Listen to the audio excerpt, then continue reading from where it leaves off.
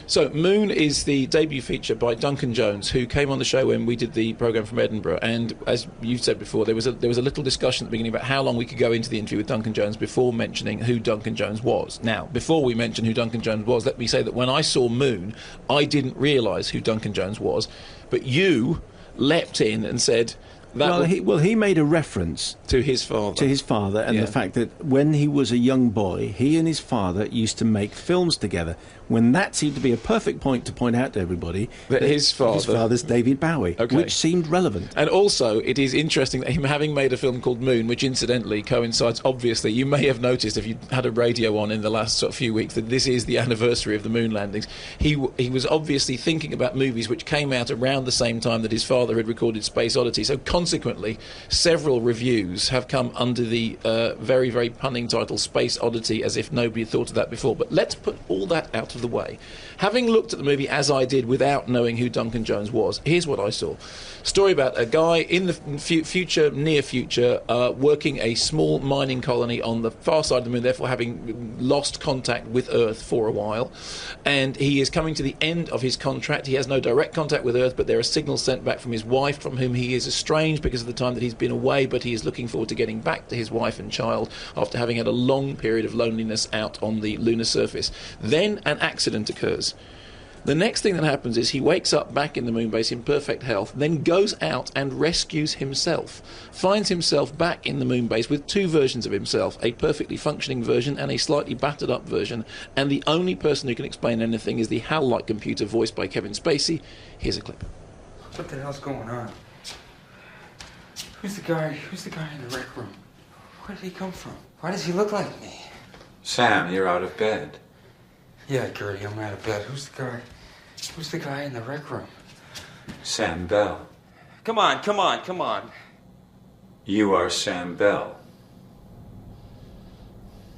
Sam, what is it? It might help to talk about it. I don't understand what's happening. This is my mind. We could run some tests. I haven't let Sam contact Lunar. They don't know you were recovered alive from the accident. Recovered alive? What do you mean? Why are you reported to Central? What are you talking about? I'm here to keep you safe, Sam. Are you hungry? Now, two things. Firstly, it is funny, isn't it, how Kevin Spacey can sound sinister even when simply asking, are you hungry? And obviously that relates to the HAL computer from 2001, in which obviously. Obvious. Well, no, are you saying obviously sarcastically, or...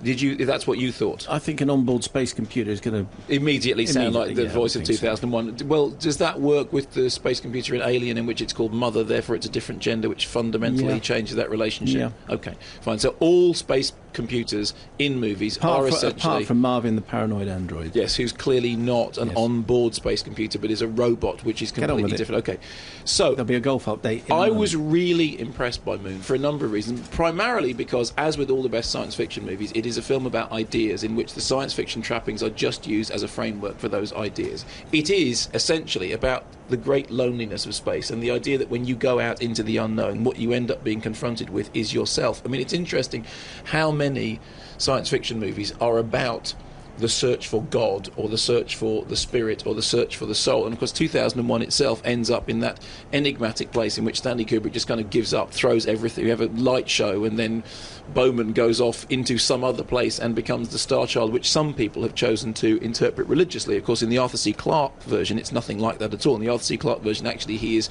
adapted into the next breed of humanity and sent back to Earth to destroy all the nuclear weapons that have proliferated on Earth. Moon is much more enigmatic. It is very much in the same vein as Tarkovsky's Solaris. It has a similar feel to Silent Running, which, as you know, I love above all science fiction movies, which is... It's stylistically similar in that you have Bruce Dern cast adrift in space with no one to talk to but the little walking robots. In this, you have Sam Rockwell cast adrift in space with no one to talk to but that computer, which is voiced by Kevin Spacey. You don't have Joni Mitchell warbling on, do you? You don't, and I think that's a problem. No, the two... I like her, but she warbles in that other film. The two things that would have improved Moon, he said, continuing anyway, is obviously if the lead role had been played by Jason Isaacs, which generally it improves everything, and hello to Jason Isaacs incidentally.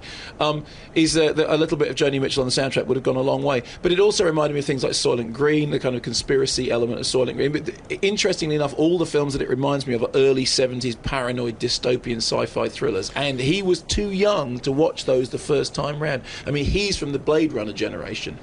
Daniel in Northumberland, dear Dr. Strangelove and Captain Mandrake, can't wait for the Moon review. Perhaps hold a sweepstake for how long Mark goes without mentioning silent running. I bet 20 seconds will actually turn out to be 4.5 minutes. But Daniel, appreciate the text.